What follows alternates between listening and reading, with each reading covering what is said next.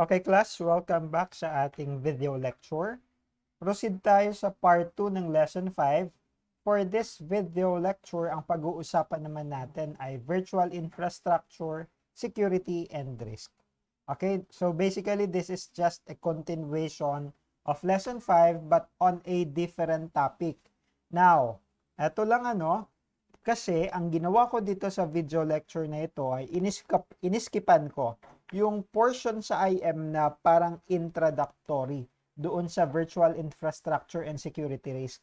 So, mga ilang paragraph yon until doon sa the internet. Okay?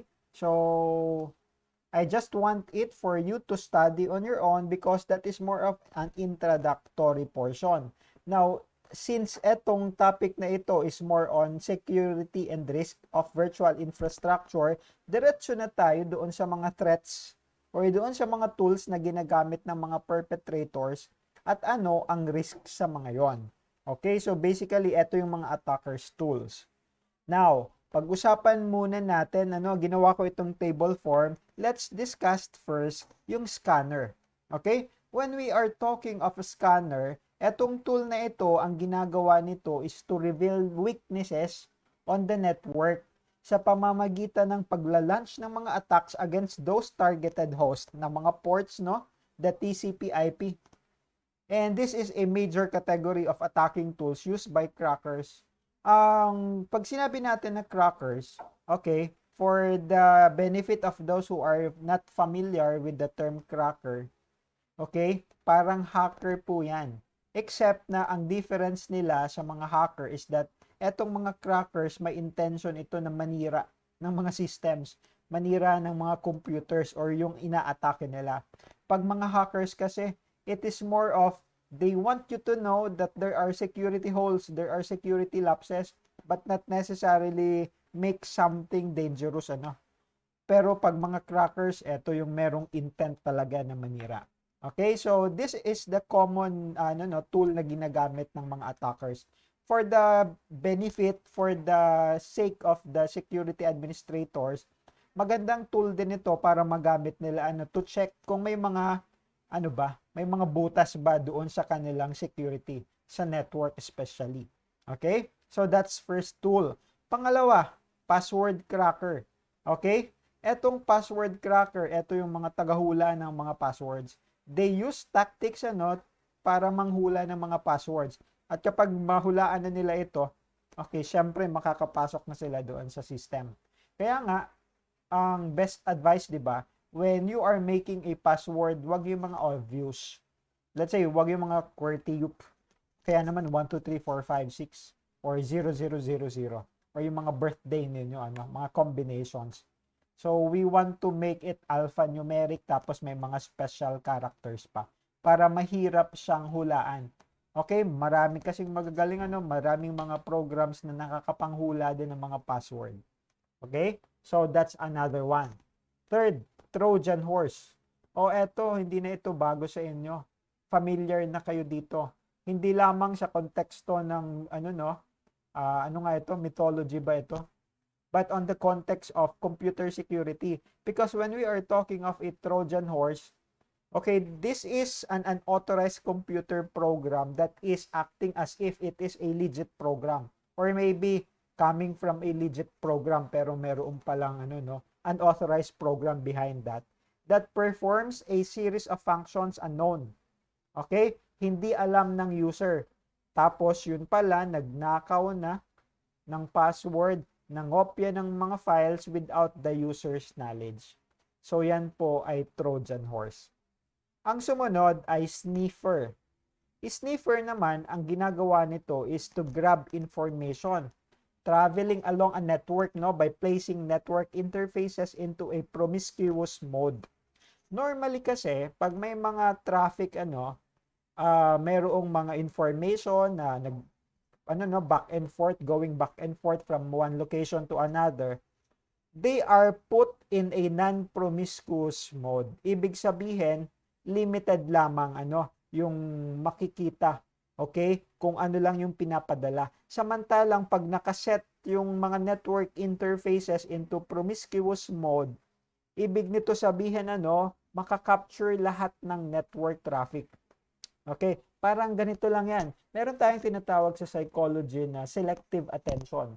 Halimbawa, nasa isa kang party, di ba? So, maraming mga tao, nagsasalita, nagkikwentuhan, nag-uusap-usap sila.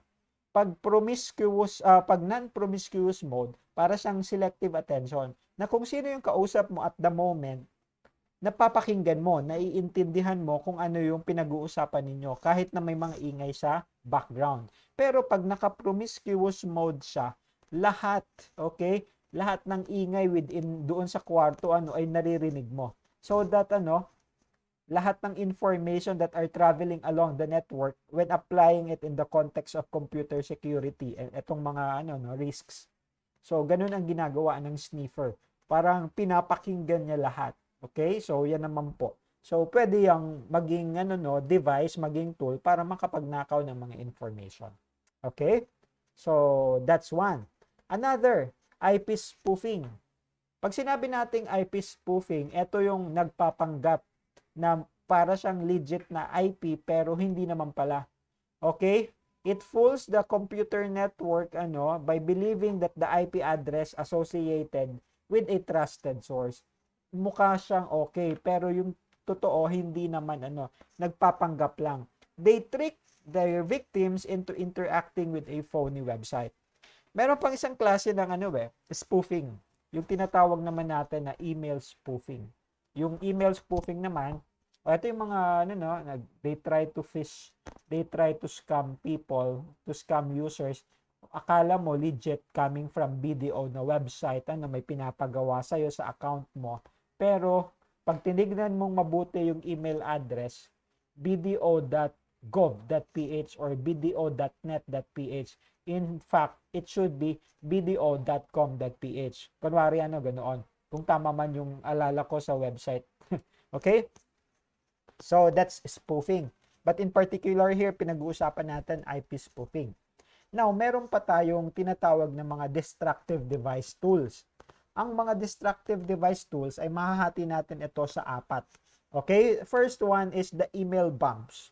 Sa email bombs, okay, para rin itong denial of service. Although yung denial of service, sa pangatlo ko pa maipapaliwanag. Okay? Nilagyan ko ito ng open and close parenthesis. Ibig sabihin, this is an additional explanation na kinapture ko elsewhere, wala siya doon sa ating IM, kasi medyo doon sa pagkaka-explain sa ating material, maintindihan mo ba? Okay? So, for the sake of those na maaring hindi nila yung maintindihan, kumuha ako ng explanation. An email bomb sends massive volumes of email to overflow the mailbox and the mail server hosting the address, making it into some form of denial of service attack.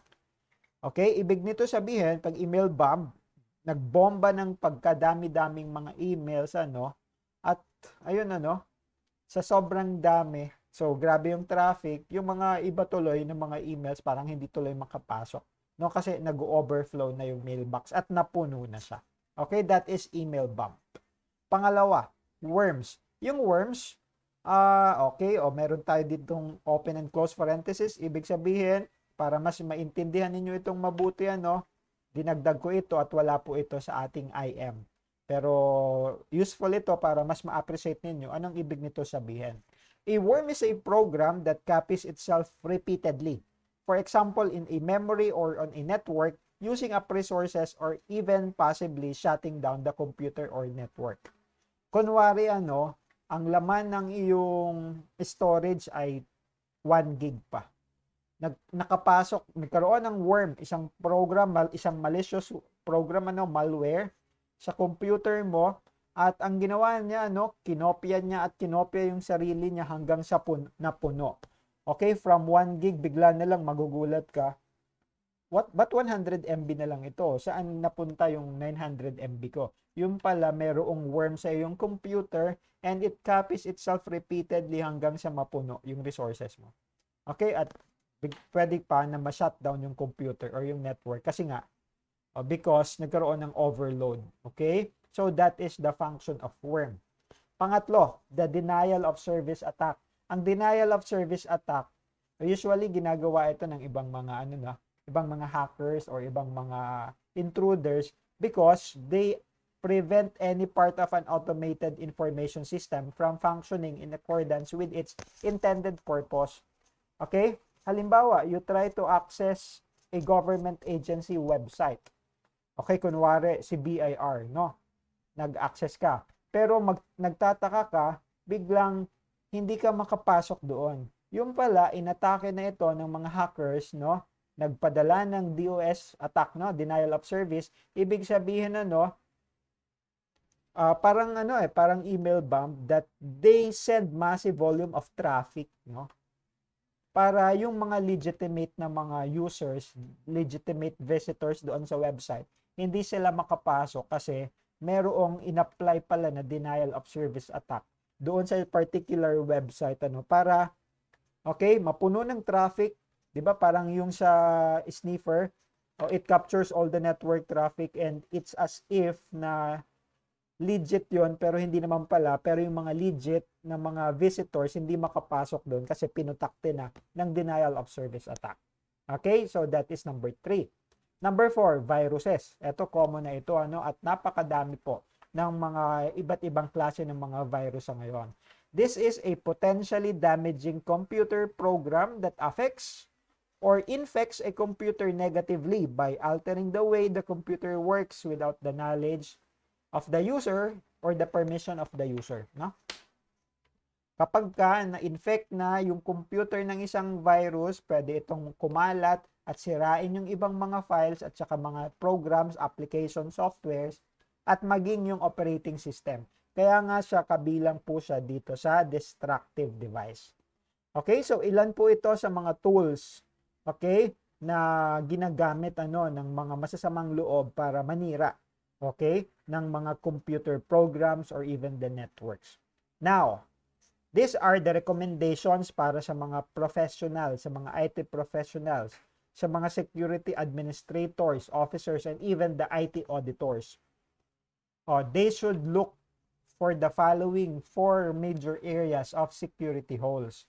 Number 1, physical security. They should make sure na walang ibang mga tao yung nag-access ng physical system or ng mga access sa mga system na unauthorized. They should make sure na yung mga may access doon authorized lamang po.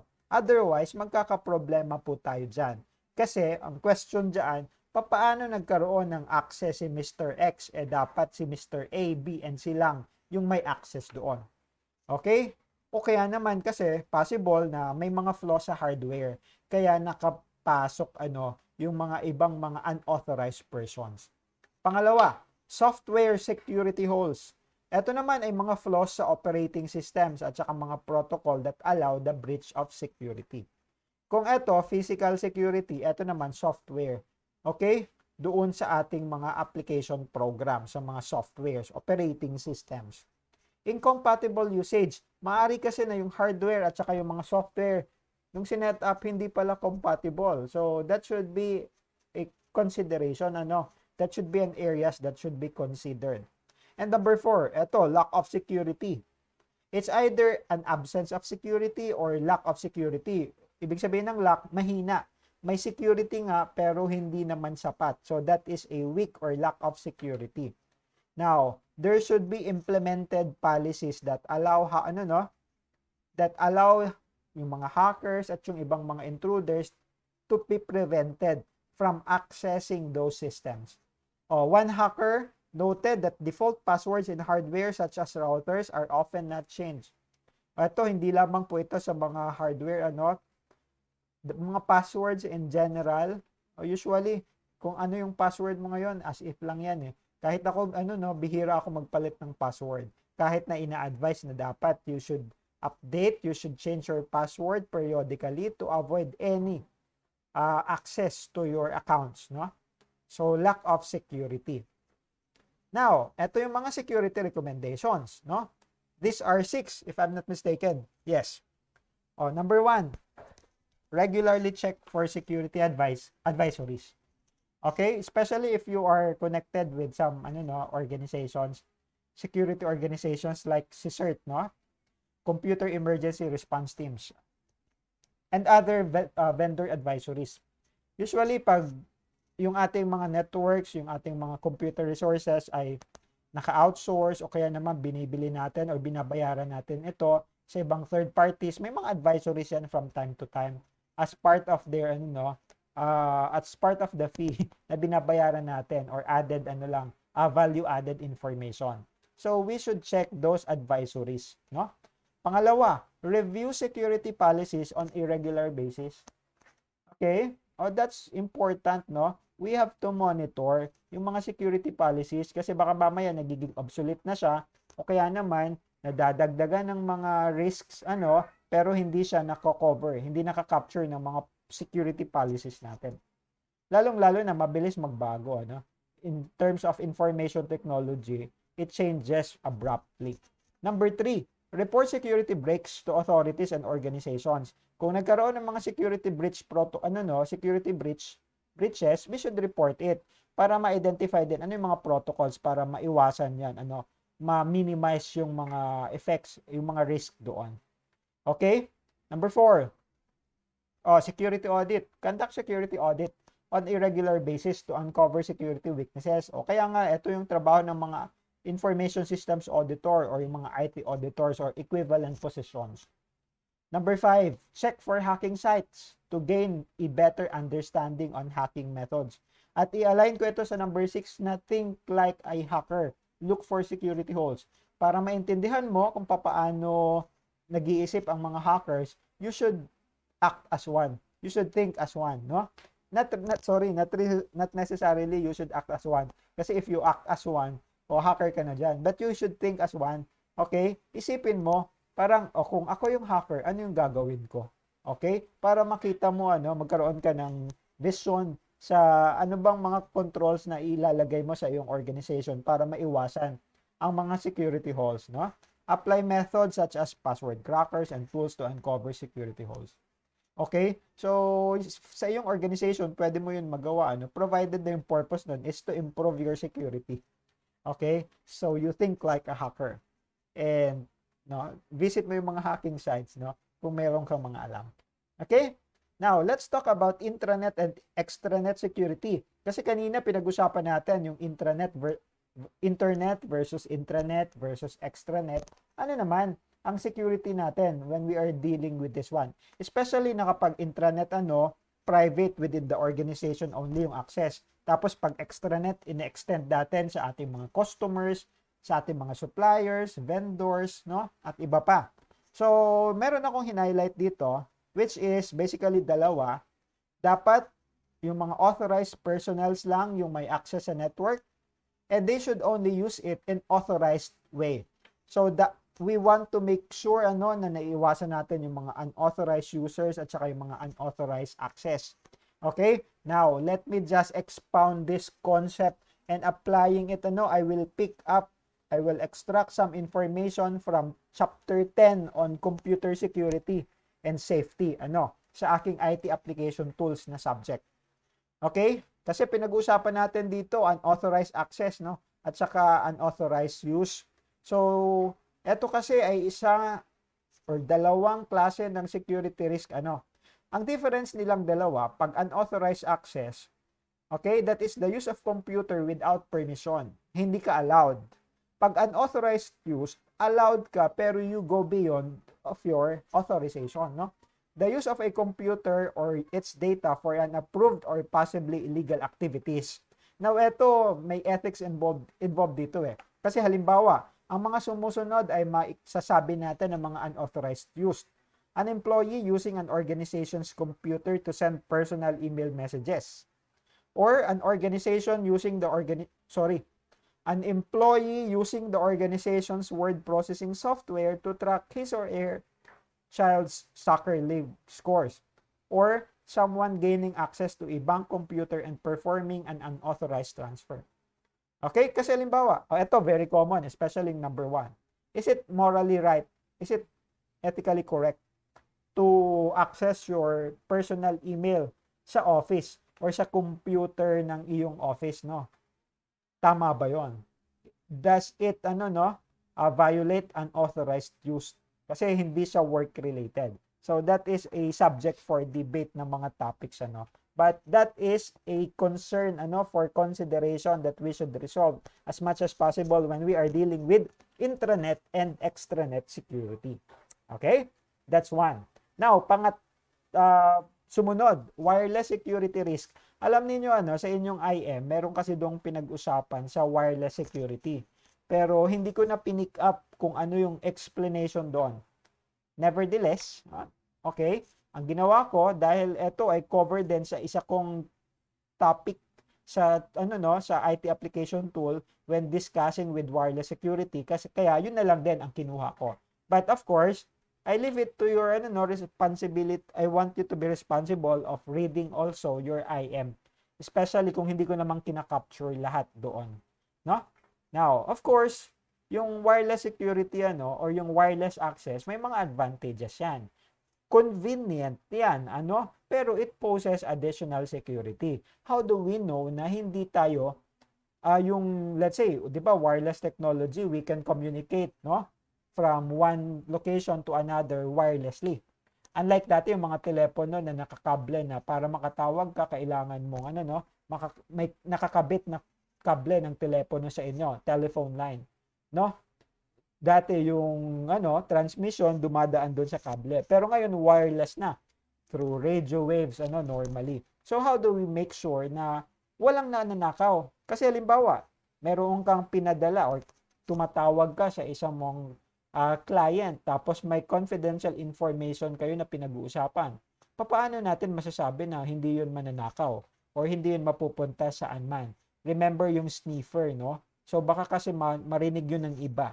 Okay, so we want to avoid it, especially when we are dealing with confidential data. May mga iba kasi meron lang akong inad dito, yung tinatawag natin na war driving.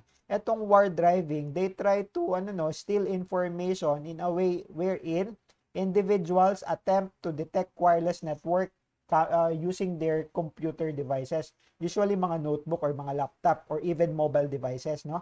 Habang nagda-drive sila. Kaya nga siya war driving, no? Through areas they suspect have a wireless network. Okay? Sabihin na natin mga competitor, no? Tapos they try to go inside and steal confidential information, especially related doon sa mga products, no? Okay, so yan naman yung mga wireless security risks natin. So how do we safeguard wireless security risk? Usually we implement firewalls, no? And we use wireless security standards kagaya ng makikita ninyo dito. A wireless access point or a wireless protective access or yung WPA2 o yung 802.11i network. Okay, so ito yung ilan sa mga protection, yung mga safeguards natin against wireless security risk. Okay, so please take note of this, pakibasa na lang, and I hope makadagdag ito doon sa explanation sa inyong IM. Now, last pointer naman na pinag-usapan dito sa part 2 ng lesson 5 is all about identity theft. Okay? When we are talking of identity theft, nananakaw yung ating identity. Okay? In what way? Basahin ko lang ito, Online identity theft is another major concern, especially kapag ang pinag-uusapan natin ay mga e-commerce. Kasi we buy and sell online, so possible na ma-access yung ating mga bank accounts, mga financial records, no? So that is a security risk. Striking millions of people every year, identity theft is carried out when someone uses another person's name or personal information. For example, credit card. Ito uso, maraming mga nababalita in the past. In a fraudulent manner and without the other's consent. Such action can be carried out on purchasing products, taking out loans, accessing bank accounts, and much more. Especially may mga credit cards dyan, makaka-relate kayo. Kasi karamihan ngayon, ginagamit natin yung ating credit card para maka-purchase, di ba? Online, no? Makapag-book ng ticket, makabili ng ticket, plane ticket, no? Or maka-purchase ng transactions, basta any transactions involving money, So, pwede kasi manakaw yon, at magpanggap yung iba. Kaya nga, halimbawa, sino nga ito? Parang si Senator Gatchalian ba yon? Na balita before na naka-purchase siya ng parang mga 3 million pesos. I forget the exact details sa kanyang credit card. So paano nangyari yon? Wala naman daw siyang ginawang ganoon. So that is an identity theft, no? The most common way personal information is stolen is through stealing business records, but other ways such as dumpster diving or stealing information found in the trash, stealing mail, simply snatching someone's wallet or purse have been exploited as way to gain private information. Oh, ito ang practice ng ibang mga nasa organization, yung mga files nila, yung mga documents, mga papeles nila pag mga scratch ito, diretso sa shredder. Yung shredder is pang-shred ng mga papel pampula pangpunit, para hindi ito mababasa kung sakali man. Okay, kung hindi kayo familiar kung ano yung shredder, please do your research. Basta ang ginagawa nito, pinipilas nito yung mga document. Let's say isang bond paper. Pag pinasok mo sa shredder, ayan, mahahati yan sa mga 10 piraso or maraming piraso. Okay, so at least doon nasa-secure na hindi mababasa, hindi readable. Okay? Meron akong extract from chapter 10 also on identity theft, but I will use yung information theft because they are synonymous. When we are talking of information theft kasi, ito yung explanation, it happens when someone ay nagnakaw ng personal or confidential information. Parang ganun din naman yan, for identity theft. Nagpapanggap na ikaw yon. Ito, nagnanakaw ng personal information or confidential information, maybe for the sake of acting as if he or she is the identity he is trying to steal. An unethical company executive may steal or buy stolen information to learn about a competitor. Or a corrupt individual may steal credit card numbers to make fraudulent purchases, kagaya ng napaliwanag kanina. Now, ito yung example, ito yung ilan sa mga safeguards natin against information theft. Ito, yung user identification and authentication controls. Okay, ito yung usually may username ka, meron ka pang password, yung iba meron pang PIN, no? Okay, these controls are best suited for protecting information on computers located on an organization's premises. Information transmitted over networks offers a high degree of risk because unscrupulous users can intercept it during transmission. So wireless nga, pero during transmission sa pag-travel ng information from one place to another, pwedeng may magnakaw dyan, ma-sniff yung information. Yung iba naman, gumagamit ng mga encryption techniques. Okay, when we are talking of encryption, ito yung, let's say, meron kang word, pangalan ko Ariel Serrano. Okay, that is my plain text. Pag pinadala ko ito, na-encrypt ito, there are many encryption technique na pwedeng gamitin para maging ma-decipher ma-decrypt ma-encrypt yung plain text ko. Ang tawag natin doon ay ciphertext para hindi na siya readable. Tapos, pagpunta doon sa kabila, pag na-transfer na ito, i-decrypt ito para bumalik sa plain text, mabasa nila, okay, ito yung pinadala sa akin.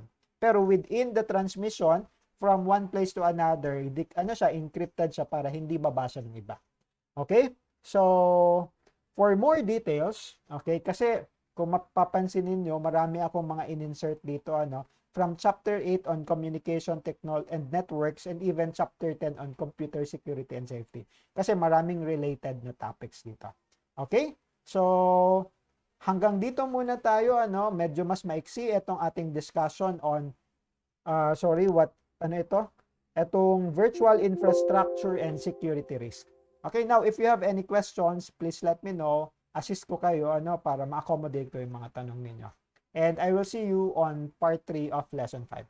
Bye-bye.